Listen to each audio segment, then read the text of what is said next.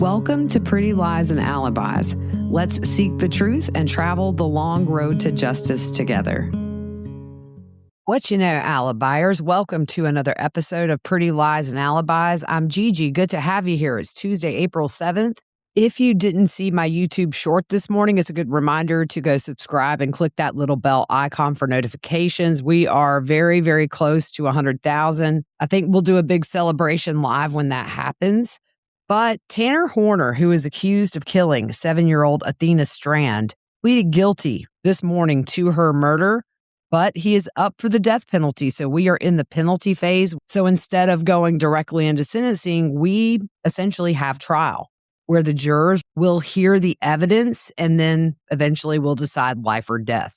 A big trigger warning for this recap and probably for the rest of this trial. It does talk about some very, very disturbing things involving the assault and murder of an innocent 7-year-old girl. So I wanted to make sure that's clear for those of you that understandably are sensitive to cases like this. He was a contract FedEx delivery driver that was actually delivering a Christmas present to her. He abducted, assaulted, and killed her. Let's get into the state's opening statements. Both the state and the defense were relatively brief, but let's jump in. Right out of the gate, the defense objected to a photo of Athena when she was alive and well being shown during the state's openings, and the judge overruled it. He started off with some scripture. Satan masquerades as an angel in white. He said they do have video before the killing. However, Tanner covered the camera as he killed Athena, but the audio was still running and the jury will hear that.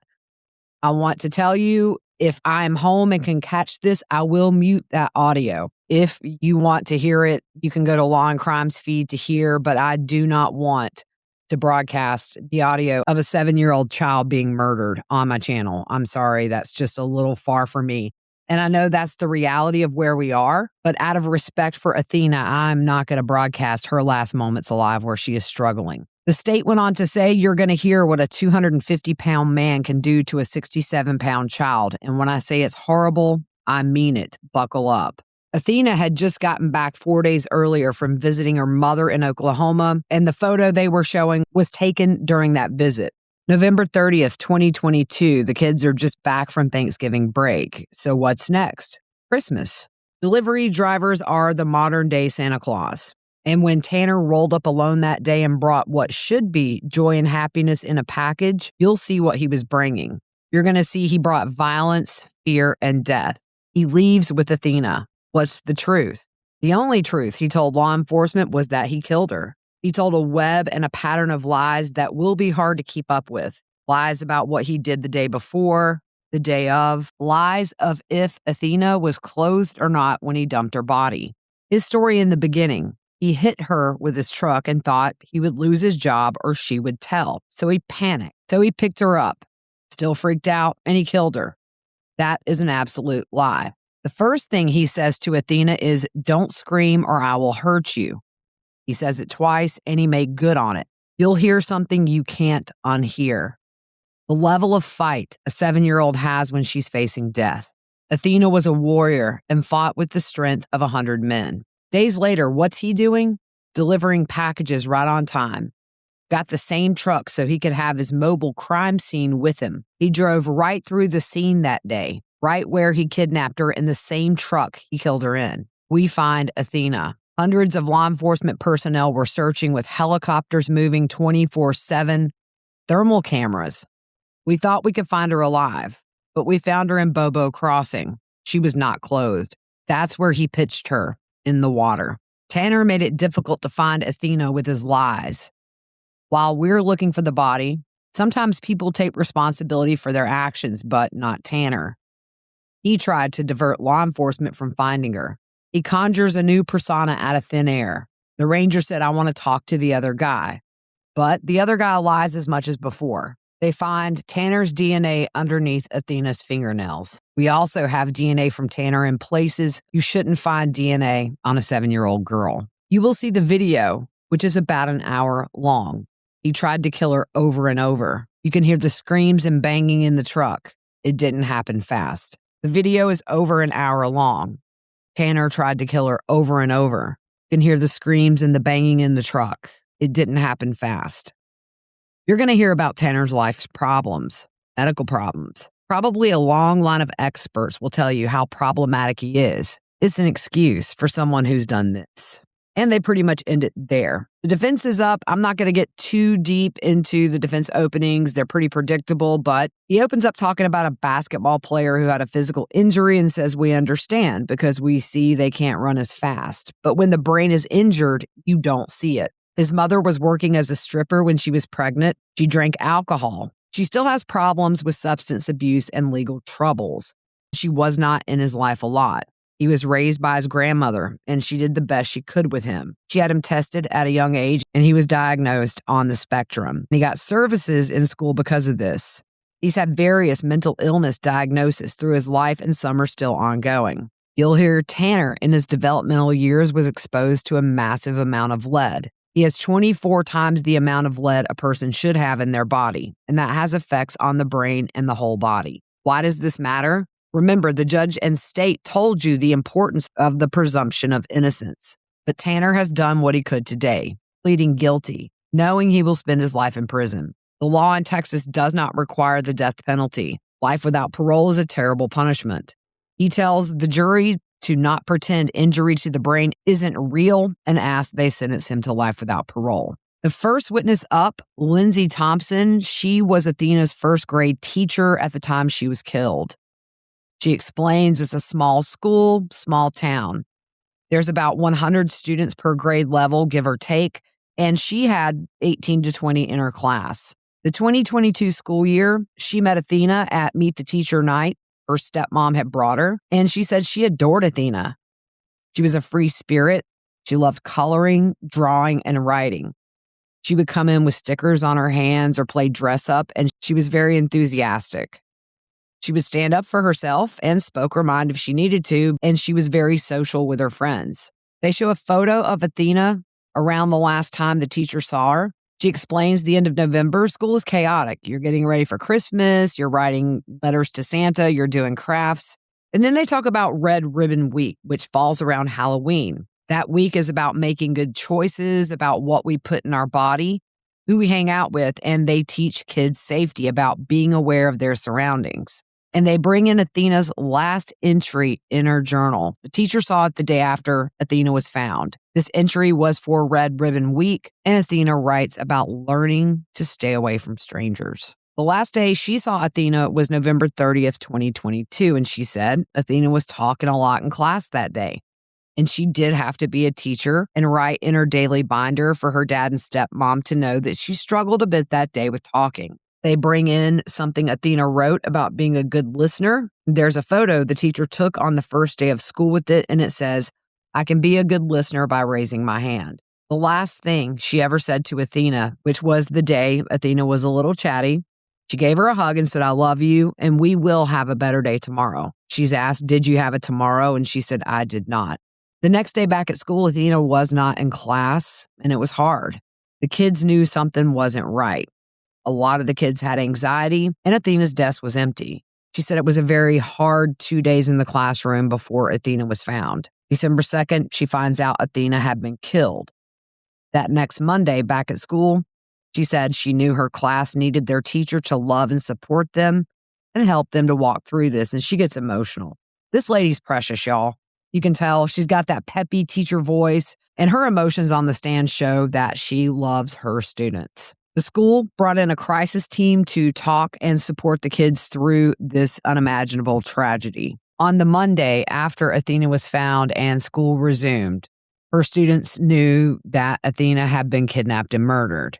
She said when she looks at her life and her career, she has before Athena and then after Athena, and it's very different.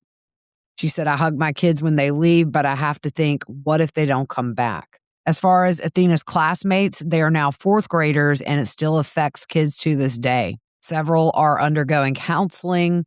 Some are afraid to sleep in their beds, play outside. There was an objection by the defense that was sustained. Her and her husband made a mailbox that was put in the hallway of the school so that students would be able to write letters to Athena to help them process everything that had happened. The students would write or draw photos and then put those in there. That mailbox was put there the day they returned after Athena's body was found, and they got a lot of letters from kids in all grade levels. They eventually had to remove it because it was reminding the students of Athena, and they put it in the front office.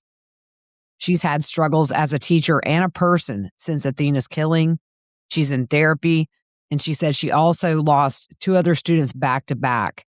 This one hit her the hardest, saying it forever changed her life, even how she teaches. She said Athena had a big heart, and she gave an example of Athena befriending a new student that had come to their school, and she was emotional during part of her testimony, understandably.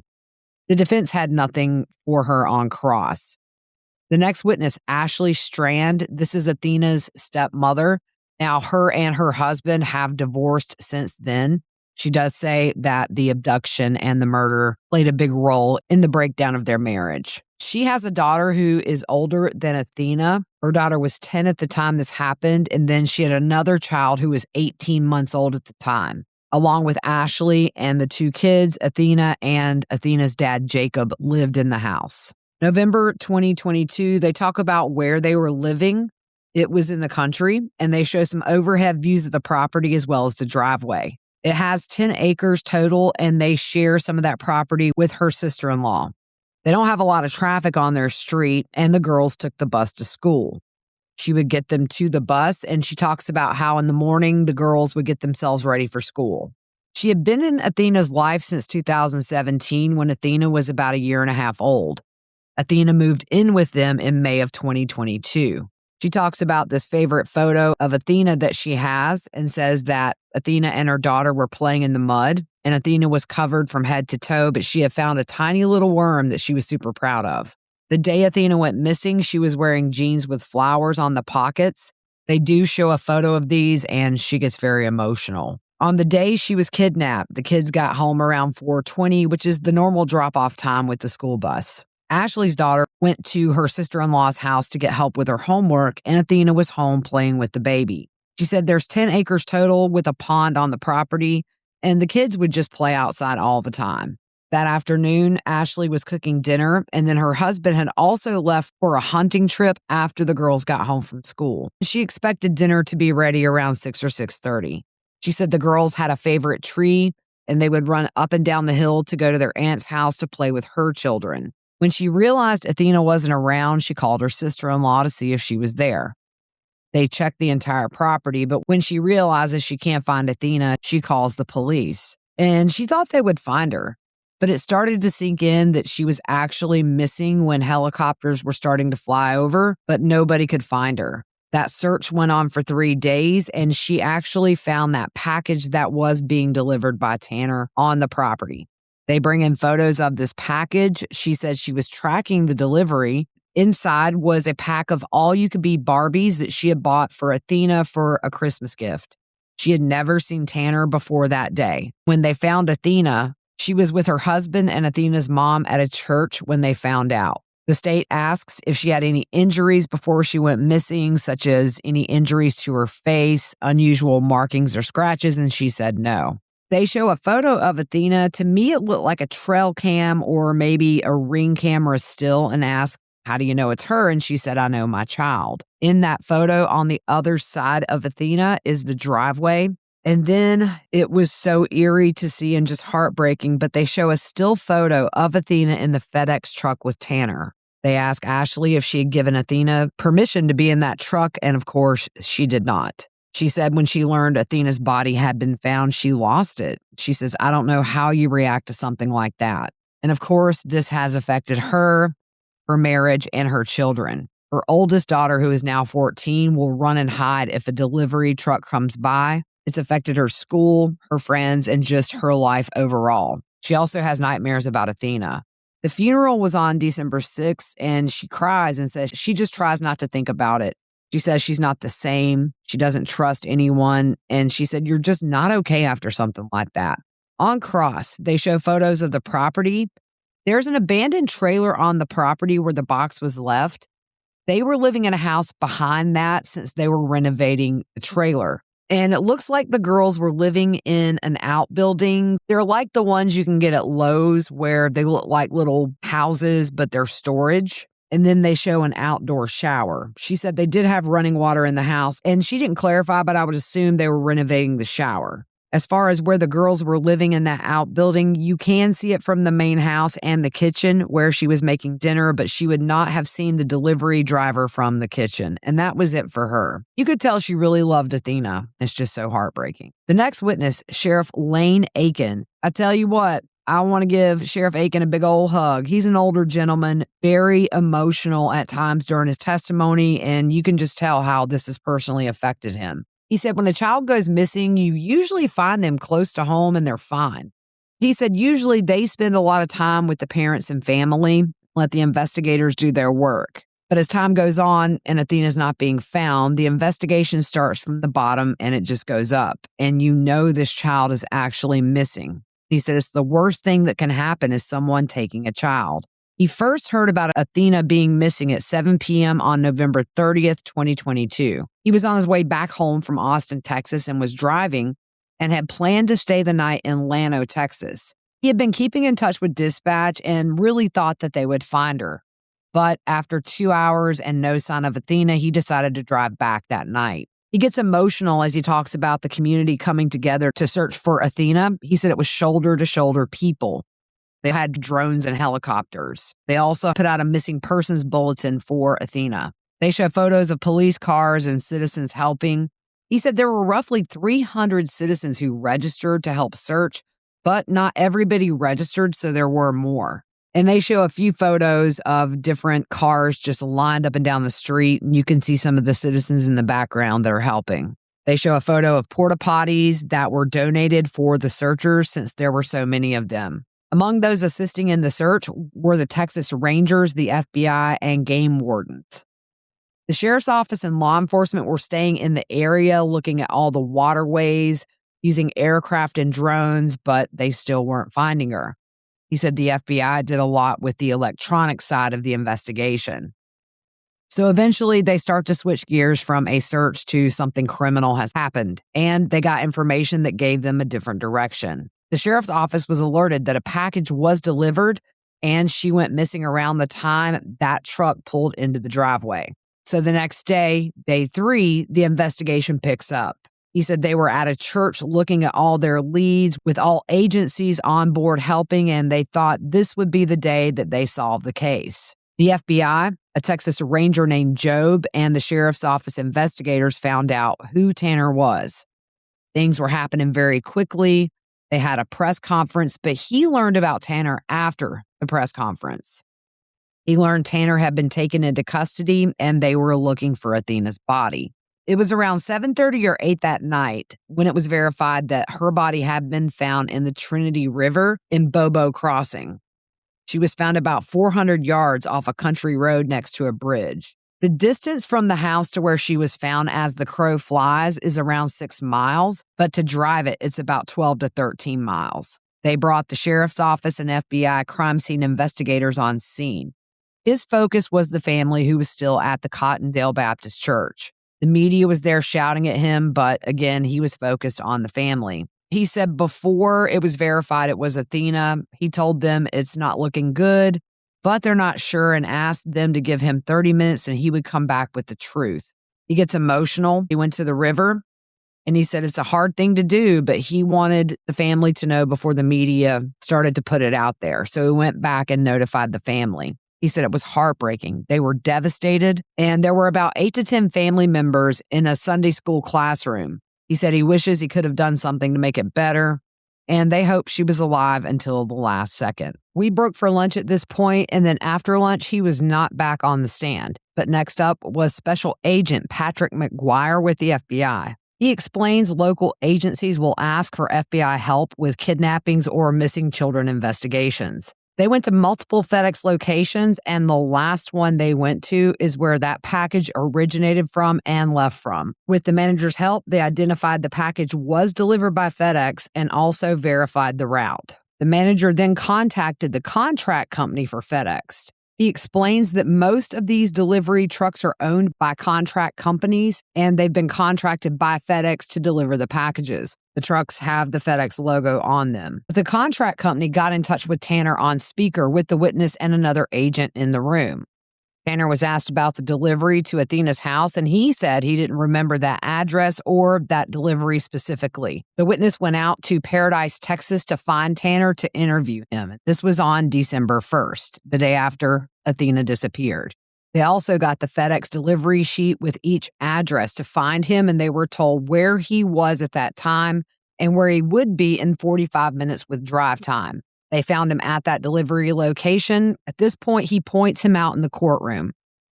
They show a screenshot of Tanner outside the FedEx truck, and the witness said when he approached him, Tanner got scared and dropped the package he was carrying.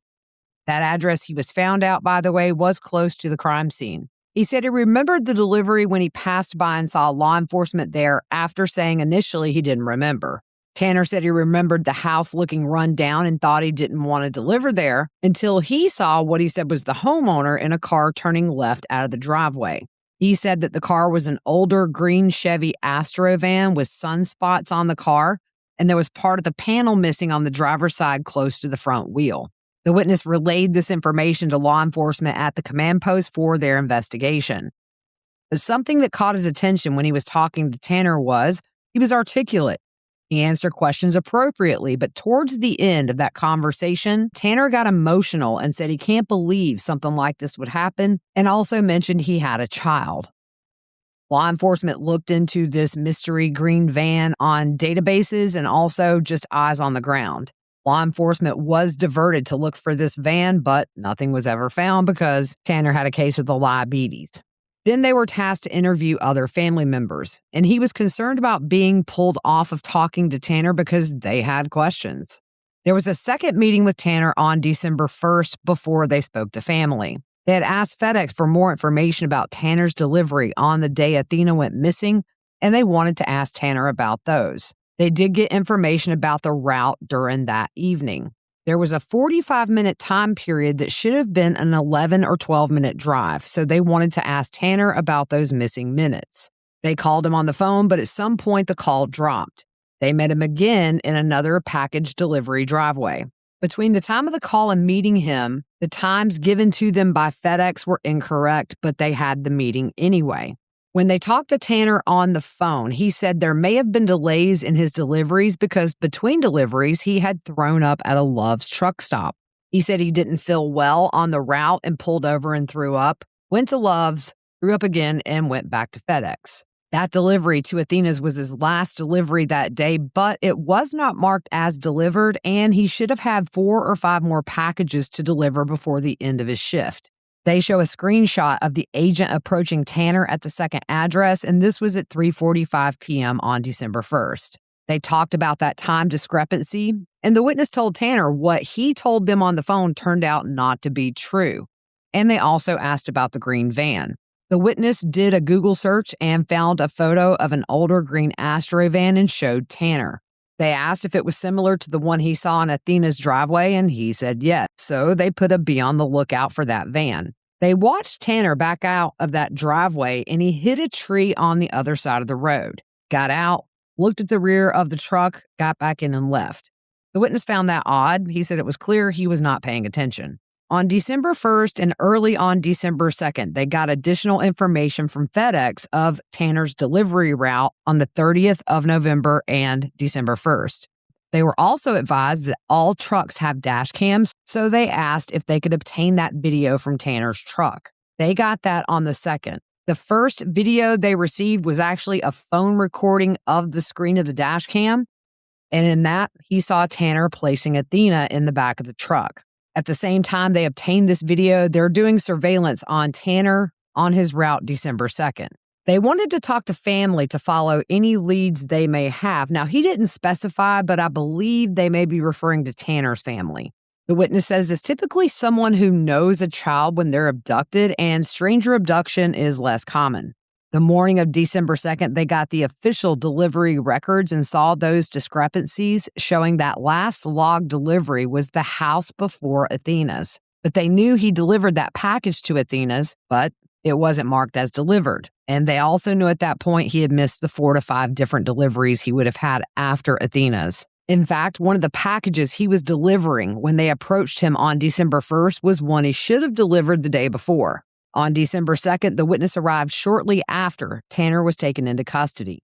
That was the extent of his involvement in the investigation, and there was no cross by the defense. So I'll be back live streaming at 10 a.m. tomorrow. There are hours of video that they're going to show. I'm choosing not to show any graphic video, and like I said early, any of the audio associated with her murder. So if that is going to be what's on screen, we'll just put a different graphic up in chat, and you guys can always hop over to Law and Crime Network to watch the full testimony without any interruptions. This is expected to last several weeks. The defense has over a dozen witnesses they're going to call, so it looks like we'll be following this penalty phase for a while. I will post the link to the live stream in the morning. I'll probably start the feed about 9:30 so everybody can chit-chat a bit before.